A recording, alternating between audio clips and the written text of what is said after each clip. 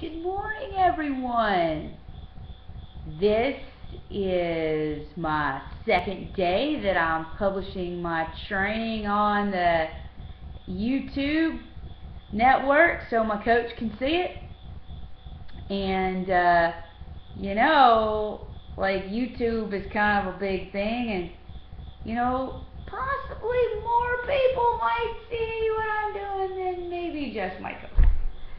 So I guess maybe I might utilize this opportunity for what I'm doing to create a little awareness, maybe. So anyway, just to remind folks what I'm doing, I'm training in my racing kayak and my C1 boat. So I could make the U.S. team and hopefully get to go to the Olympics and meet the president. Well, the thing is there's a new president every 4 years, and I'm gonna get old soon, and I might want to retire. So, and just rest myself and go get a real job or something. But it could be, if some of my fellow veterans out there wanted to keep on carrying this message and try to, continue to have a veteran athlete representing the United States of America for years to come, so we can keep the President of the United States apprised of all these veterans issues, because they seem to care about what these Olympian people think, then maybe what I'd like to do is kind of try to tell you a little bit about what I'm doing and add a little educational piece so other people can do what I'm doing. So first of all, slalom racing is a really good opportunity to participate in an Olympic discipline sport, and one of the things is there is a Paralympic class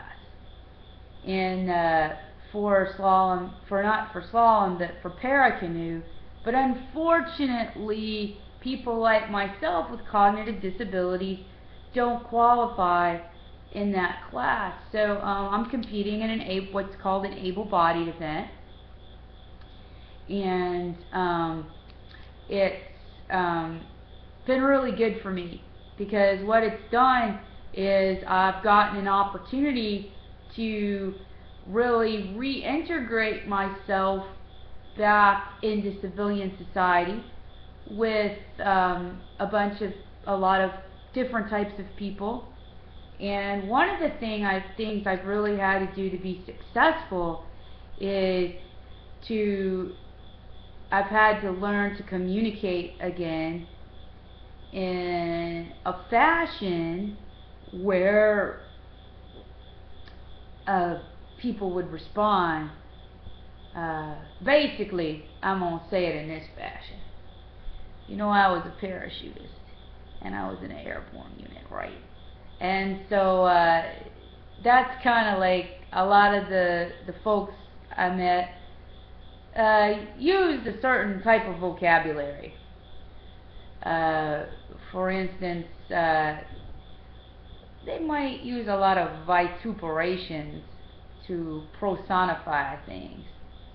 And I had picked up a lot of that type of vocabulary, and many of the people I race with, they're young junior level athletes, and I had to really realize that just because some of these athletes may be 17 and 18 and 19 and the same age as a lot of the people I was in the military with, I didn't need to necessarily say some of those things that we might, say to the guys I would be like, running with every day or something like that, So I had to really learn to not use the F word every other word, and that was very difficult, because You know, I'd been in an environment for 3 years where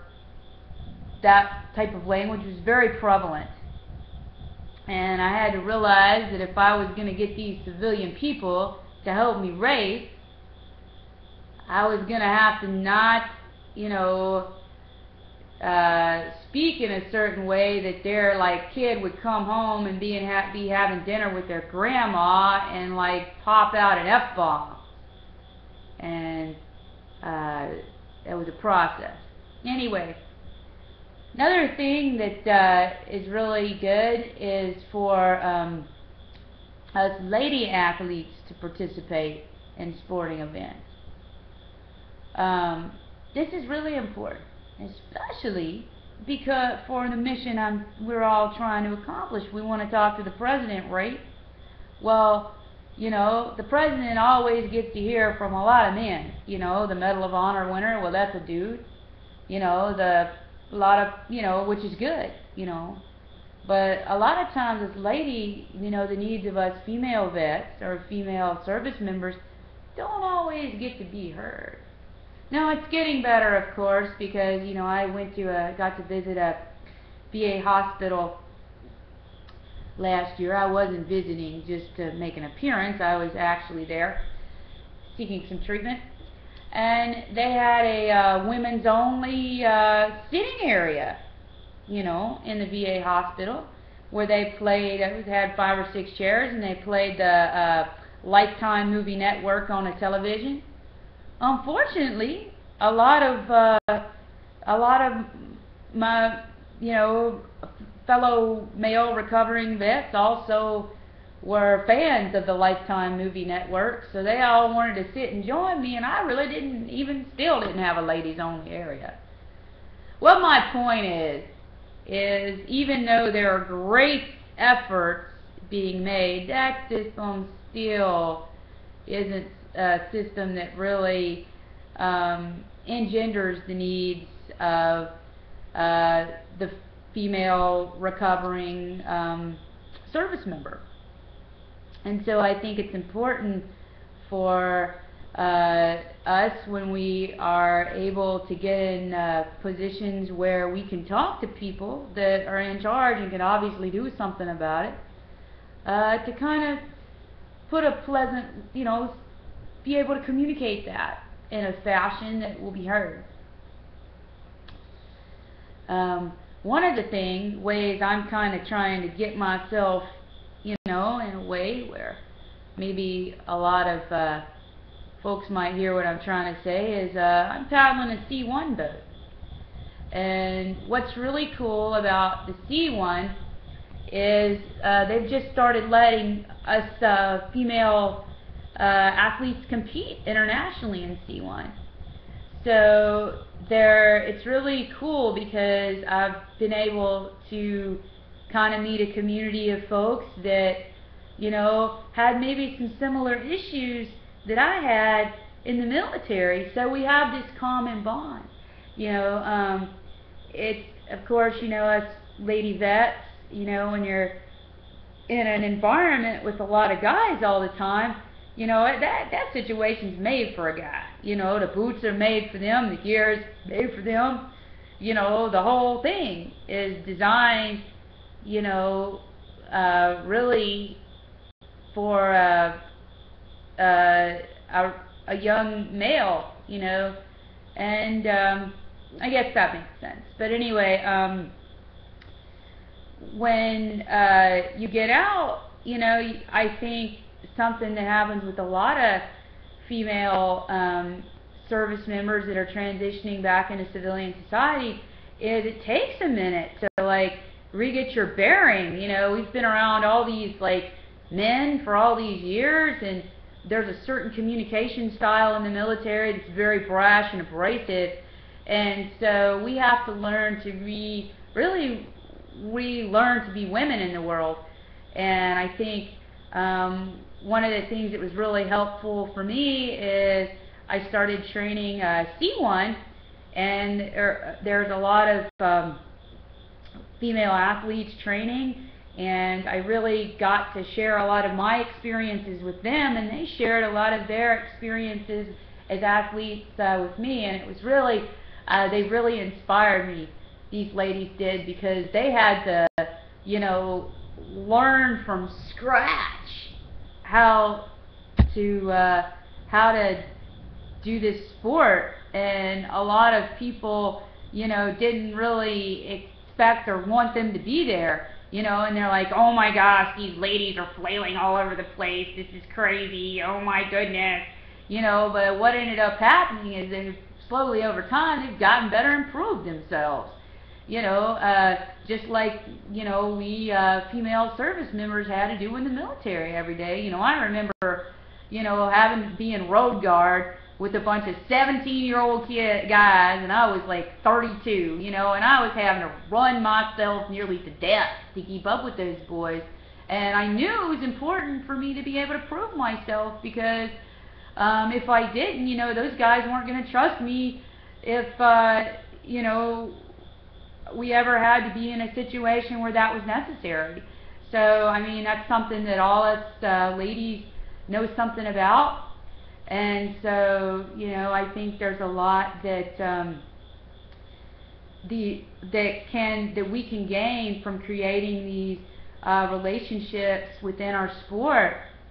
And so today, basically I'm going to do a couple of things in my workouts. Number one, I'm going to do a river run. My good friend Joe, I won't say your last name, Joe, because, you know, I'm trying to keep everybody anonymous but me. But my good friend Joe, who happens, I won't say his last name, but the guy happens to be a rep for, or he did for a while, for one of the race boat companies, and I called to order some race boats one time, and I just started paddling C1, and I knew that Joe, my friend, had been to the Olympics for C1 boating, and I asked him, I said, you know, I'm a kind of a new lady in this sport, and I'm trying to learn some things about C1ing and develop my skills. And Joe told me, well, you know, one of the good things, the best things to do is run the river in the boat, you know. And so, you know, I started doing that. And, you know, I ran the Grand Canyon. I got me a boat.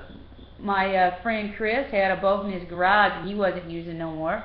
And that's kind of cool, because a lot of people, you know, often have boats that are just laying around that they don't have any interest in. And really, to learn to paddle a C1 boat, you know, you can just convert an old kayak and put a seat in it, and you know, carry it out to the river, you know, and you know, find you a group of people and just paddle, which is what I did, you know, for many years. Now there's, of course, really some wonderful organizations that help vets paddle, which one of them I'm a member of, called Team River Runner, and that's a really good organization to get involved and learn about some really good paddling skills.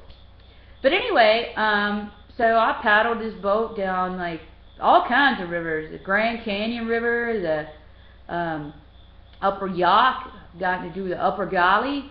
I've paddled tomorrow, which is where I'm going to be paddling tomorrow, is a river called Wilson Creek, and it's up in the North Carolina mountains.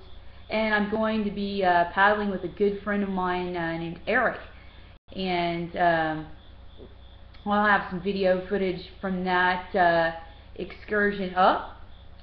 Then probably the next workout that I'm going to do is going to be a kayak short course workout. And basically the idea is, the way I train in two boats is I do a lot of my technique work in my C1 boat, and I do a lot of my fitness training in my kayak boat. And I find that that's really good for me at this stage in my development as a racer, because I'm more proficient in the kayak, so therefore I'm able to generate a higher stroke rate. I'm able to paddle in a fashion that would generate a greater level of fitness, which is there's a certain specific type of fitness that you need for kayak sport. And so right now I'm still really in a learning phase in my C1, so I work on my technique and run the river. And I'm progressing very slowly and getting better. And I've had a lot of good support from people showing me what to do. So tomorrow we'll be doing river run in a C1 boat, and then I'll be doing short courses in the K1, which short courses are 3 to 5 gates, 5 courses. Basically, it's somewhat like a sprinting event, and I'm just trying to build my speed while maintaining good technique through the gates, and really focusing in on that. This is slalom has many components. It's a very interesting activity. There's a component where it's like something like a 400-meter race, and then there's this technique component, and then there's the speed building component that you have to do. You do some aerobic work like we did yesterday. We do some speed work and some technique work. I also do, which I will be doing tomorrow, some auxiliary conditioning. Auxiliary sport-specific conditioning is really important when you're working on slalom sport. It keeps you from getting injured, because what tends to happen when people participate in these types of sports is the musculature of your body tends to develop in a certain fashion. You'll get very strong anteriorly, which is in the front, and then some strength in the back, and sometimes you can get off balance, and it can lead to injuries, which I've had. I had a shoulder dislocation because I was too strong anteriorly and not as strong posteriorly, which is in the back.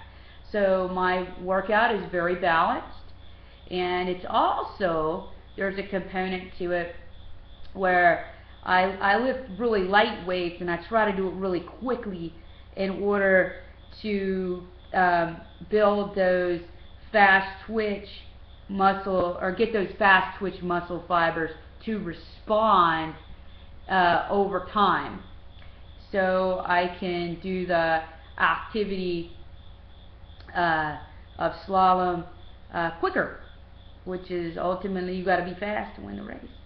Also, I do so there's some upper body work, which is there's a pushing exercise and a pulling exercise. It's a circuit.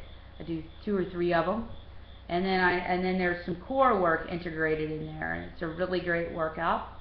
Something else I do is I do a lot of running. I ran in the Army. I was a parachutist, and that's what you do.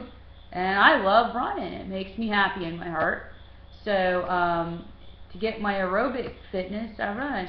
And incidentally, what a lot of people don't realize is, man, we have, as retired veterans, we have so many vast physical fitness, depth of physical fitness training that we've been training for years. As long as, if you retired out after 20 years in the military, you have been physically training as long as many Olympic athletes. Did you know that? And much of our training is aerobic based. If you're in the Army or Marine Corps, I'm very sorry, I don't really know much about the Air Force or the Coast Guard, but I know y'all also do some physical training as well. But I'll speak about Army training because I know about that. A lot of our training mine at least was specific to the task of being a parachutist and being able to basically get off a drop zone. We do a lot of running, you know. Basically a parachutist is a foot soldier, you know, so we do that type of PT. We do things that we do pull-ups. You have to do, because you have to pull your risers, you know, and hold them so you don't drift off the drop zone and land somewhere you don't want. So we do a lot of different types of PT. So today I'm going to be doing a weights workout, and I'll record that. So that's about it for today. Relax and enjoy, and have an outstanding day, everyone. Thank you very much.